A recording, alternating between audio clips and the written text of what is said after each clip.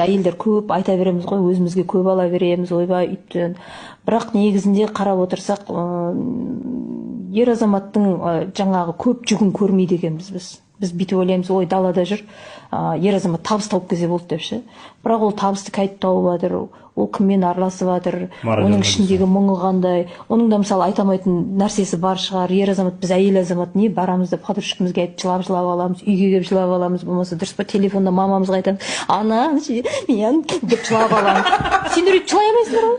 Дұрыс па? Мысалы жылайсың ба сен, Жандарбек маған айтып мұңын жылайсың ба? Әпше мен ана жерге барып арқан мен аллани кіргізбей айта алмайсың ғой, дұрыс па? Кітап жазып, кітап өтпей қалып айта алмайсың ғой сен оны, сен іштен тынасың. Сендердікі ауыр болады. Біз айта береміз, ой, еркекке ештеңе қылмайды, үйтпейді.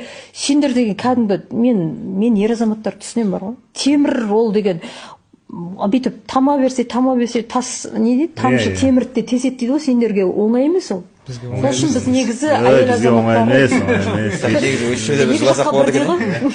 бір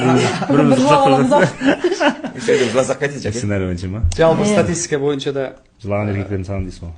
Статистика бойынша да талай жылаймыз. әйелдердің өмірі ұзақтау болады ғой еркекке қарағанда. шер тарқатамыз ғой. Шерге тарқатады, жаңағы көршісін айтады, өзінің подружкасын айтады. Еркек байғұс соны жинап. Негізі еркектің екі ауруы бар дейді да, біреуі инсульт, екінші инфаркт. Сол жүрегіне ала береді, инфаркт болады. Көп еркектің жүрекке ми десе, тынады десейші. Иә, ми мен жүрек.